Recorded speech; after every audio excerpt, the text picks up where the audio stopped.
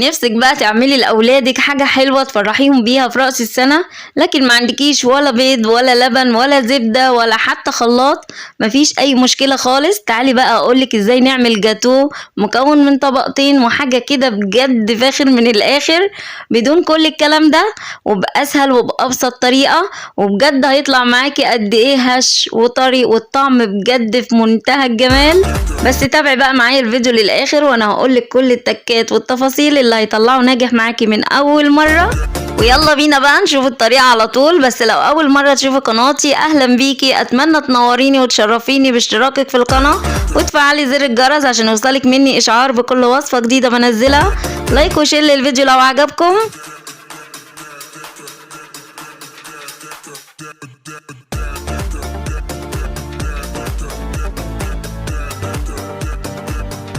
واول حاجه معانا كوبايتين من الدقيق المنخول، الدقيق العادي اللي احنا بنشتريه من عند العطار. هنحط عليهم معلقتين كبار من الكاكاو، وكمان معلقتين كبار من النشا، وكيس كامل من البيكنج باودر، ورشة ملح صغيرة قوي على طراطيف صوابعنا. وتخيلوا بقى ان بالمواد البسيطة اللي احنا حطيناها دلوقتي دي اللي هي موجودة في كل بيت نكون خلصنا كل المواد الجافة اللي احنا محتاجينها للكيك بتاعنا. وبعد ما خلاص قلبناهم بقى كويس جدا هنحطهم بقى دلوقتي على جنب، ونجيب بقى بولة تانية ونحضر فيها المواد السائلة. واول حاجة هنحطها كوباية من المية، مية عادية خالص من الحنفية، وكمان كوباية الا ربع من السكر، وحوالي تلت كوباية من الزيت، ونحط كمان عليهم كيسين من الفانيليا. وبكده كمان نكون خلصنا المواد السائله. شايفين المكونات الجاتو بتاعنا بسيطه وسهله قد ايه؟ يعني اعتقد ان شاء الله باذن الله تكون موجوده في كل بيت ان شاء الله. نقلبهم بقى كويس جدا لغايه ما السكر بتاعنا يدوب خالص، وبعد كده بقى نجيب المواد الجافه وننخلهم على المواد السائله. والدقيق ده انا نخلاه مرتين قبل كده ودي تالت مره، علشان عايزين ندخل فيه اكبر قدر من الهواء علشان الكيك يطلع معانا في الاخر هش كده ومرتفع.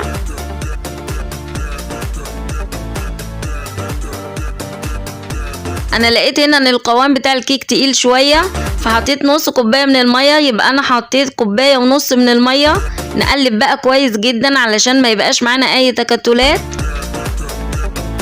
شايفين عامل ازاي؟ هو ده القوام المظبوط جدا للكيك. هزود عليه ايه بقى دلوقتي؟ طبعا احنا مش حاطين بيض، فاحنا عاوزين حاجه تخلي الكيك بتاعنا هش وما يبقاش مكتوم، فهحط عليه شويه صغيرين قوي على طرف المعلقه من البيكربونات الصوديوم ومعلقه كبيره من الخل، ونرجع بقى نقلبه تاني كويس جدا. وبعد كده نحضر الصاج اللي هنسوي فيه.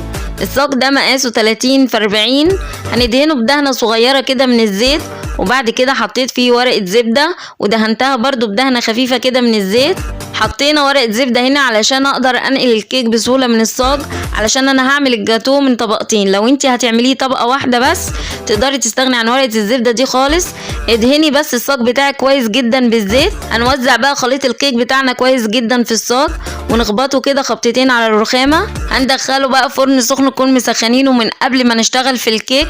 هنحطه في الرف اللي في الوسط على درجه حراره عاليه. هيقعد معانا بالظبط من 10 ل 11 دقيقه، ودي اقصى حاجه من 10 ل 11 دقيقه. ما تقعدوش اكتر من كده علشان الكيك بتاعك يطلع طري وما ينشفش منك. وفي الوقت ده بقى عملت صاج تاني بنفس المقادير بالظبط، بس طبعا مرضتش اجيبه علشان ما يطولش الفيديو اكتر من كده. وده بقى شكلها بعد التسوية، اللهم بارك، طالعة هشة خفيفة وطرية وحاجة كده قمر. هنسيبها بقى لما تبرد خالص. اوعي تشتغلي فيها وهي لسه سخنة، سيبيها كده تبرد ساعتين 3 وبعدين ابدأي اشتغلي فيها. هنعمل بقى في الوقت ده صوص الشوكولاتة. هنجيب بقى حلة او طاسة صغيرة ونحط فيها نص كوباية من المية ومعلقتين كبار من الكريم شانتيه، وكمان 3 معالق كبار من الزيت،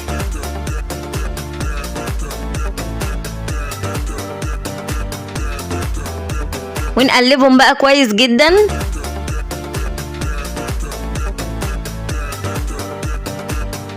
هناخدهم بقى دلوقتي على البوتاجاز ونفضل نقلب فيهم، ما نشيلش ايدينا منهم خالص لغايه ما يسخنوا ويتقلوا بالشكل ده. وبعد كده هنضيف عليهم 200 جرام من الشوكولاتة الخام. الشوكولاتة هنا اللي انا مستخدماها شوكولاتة سما، تقدري انت تستخدميها او تستخدمي اي نوع شوكولاتة تاني، مفيش اي مشكلة خالص. وبعدين نرجع نقلبها مرة تانية لغاية ما تدوب معانا خالص، والنار بتاعتنا عايزينها تكون واطية جدا جدا علشان الشوكولاتة ما تتحرقش. وبعد ما دابت معانا خالص بالشكل ده هنطفي بقى عليها النار وناخدها ونحطها في بولة علشان تبرد، لان ما ينفعش نحطها على الجاتوه وهي لسه سخنة، فهسيبها بقى تبرد. وفي الوقت ده بقى هعمل الكريمة. هنجيب بولة ونحط فيها كوبايتين من الكريم شانتيه، ونحط عليهم نص كوباية من السكر، وهنحط عليهم كمان كوبايتين من المية المثلجة، لازم يكون فيها تلج علشان الجلوتين اللي جوه الكريم شانتيه يشتغل. هنقلبها بس شوية علشان لما نيجي نضربها بالمضرب ما تبهدلش الدنيا. وبعد كده بقى نضربها بالمضرب الكهربائي.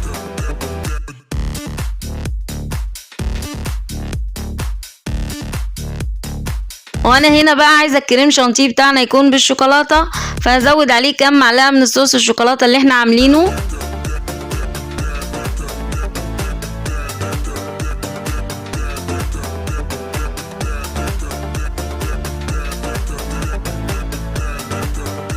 الاول بس عشان تبقوا عارفين انا عملت ايه، شلتها من الصاج بتاعها، فطبعا اتشالت معايا بسهوله علشان ورقه الزبده. وبعدين حطيتها على الصينيه دي، وبعدين رجعت قلبتها مره تانية على ظهر الصاج بتاعها بالشكل ده. ونسيت هنا اقول لكم حاجه مهمه جدا جدا، الاول شيلي وش الكيكه بالسكينه او بورقه زبده تانية، لان الوش بتاعها بيكون فيه تلزيقه، فلو قلبتيها من غير ما تشيليها هيلزق في الصاج وهيتكسر معاكي. نشيل بقى ورقه الزبده بالراحه خالص، لان طبقه الكيك بتاعتنا نوعا ما رقيقه، فنتعامل بقى معاها بالراحه خالص. وشايفين بقى ما شاء الله طبقه الكيك بتاعتنا طالعه جميله جدا جدا وطريه وحاجه كده بجد روعه. هنعمل ايه بقى دلوقتي؟ هنعمل التشريبه بتاعه الكيك، مع ان الكيك طري جدا ومش محتاج خالص ان انا اشربه، بس علشان انا عايزه اعزز طعم الشوكولاته فيه. فهجيب بقى كوبايه من الميه الدافيه واحط عليها كيس من النسكافيه. ممكن هنا تحطي معلقه من صوص الشوكولاته اللي احنا عاملينه، بس انا حسيت ان هو يا دوبك على تغطيه الصاج. وممكن كمان نشربها بلبن او حتى كوبايه ميه بسكر. هنجيب بقى دلوقتي الكريمه ونوزعها على طبقه الكيك.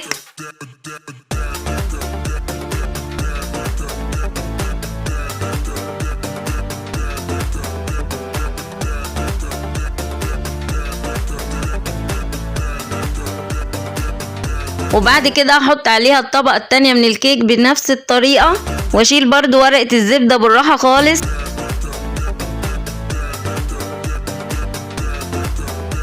وبعد كده بقى هنسقيها.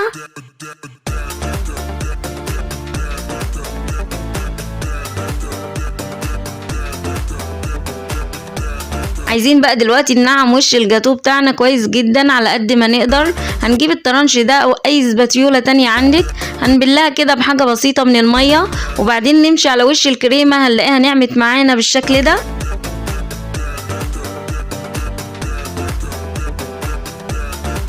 دلوقتي بقى نحطها في الفريزر مش اقل من ساعتين، علشان لما نيجي نحط عليها الجناش الكريمه ما تسيحش والاتنين يخشوا في بعض والدنيا تبوظ معانا.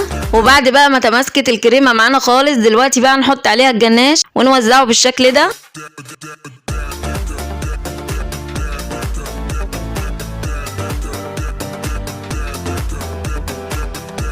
هنرجعها تاني الفريزر علشان تجمد كويس جدا، علشان اقدر اقطعها وما تفرولش مني.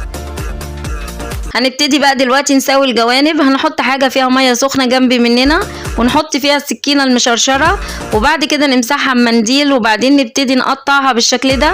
وهنا بقى كان كل اللي في دماغي اني مهدرش منها كتير وقطعتها بالشكل ده، ونسيت ان المفروض اقطعها من اخر صوص الشوكولاتة، فرجعت بقى قطعتها مرة تانية. شايفين بقى شكل الطبقات بتاعتنا جميله قد ايه ومتساويه، والكيك طالع معانا حلو قوي ومش مفرول. وطبعا دي مش بتترمي، دي اول حاجه بتتاكل قبل الجاتوه نفسه. هقطعها بقى دلوقتي، وحجم التقطيع زي ما انت عاوزه. انا قطعتها كبيره شويه، فالصاج ده عمل معايا 18 قطعه جاتوه. لو انت صغرتيها عن كده شويه هتعمل لك قطع اكتر من كده. وطبعا في كل مره بنقطع فيها بناخدها نحطها في ميه سخنه، وبعد كده نمسحها بمنديل. نيجي بقى للتزيين، والتزيين بقى زي ما انت عاوزة. انا اكتفيت هنا ان اعمل وردات على طرف الجاتوه من الكريمة الباقية، وحطيت عليها وحدات من الشوكولاتة الكريسبي، وعملت كمان زي زجزاج كده من الشوكولاتة البيضة. وبس كده. بصي بقى الجمال ده، حاجة كده عظمة. ارتفاع الكيك حلو قوي، وحجم القطعة بتاعتنا ما شاء الله كبيرة مش صغيرة، وطعمها بجد حاجة كده روعة. وصفة سهلة وناجحة جدا واقتصادية جدا جدا من الدرجة الأولى، بمكونات كلها موجودة في البيت. عملناها من غير ولا بيض ولا لبن ولا دقيق سبونج ولا حتى محسن جل. يمكن التكلفة الوحيدة اللي احنا اتكلفناها هي تكلفة الكريمة والشوكولاتة، والشوكولاتة ممكن نستغنى عنها خالص. وزعي بس الكريمة على الكيكة كويس جدا، وبعدين اعملي عليها شكل زجزاج كده بأي شوكة موجودة عندك، وبعدين ابتدي زينيها، وصدقيني هتطلع معاكي في الآخر حاجة كده روعة. واوعدك بقى لو عملتيها بالطريقه دي هتبطلي تعمليها بالبيض واللبن تاني، حتى لو موجودين عندك، وتعتمدي الطريقه دي من جمالها. وبكده خلاص يكون خلص الفيديو بتاعنا النهارده. لو عجبكم بقى الفيديو ما تبخلوش عليا باللايك والشير وتفعلوا الجرس عشان يوصلكم كل جديد، واللي ما اشتركش في القناه يا ريت يشترك. واشوفكم ان شاء الله باذن الله فيديوهات جايه كتيره، والسلام عليكم ورحمه الله وبركاته.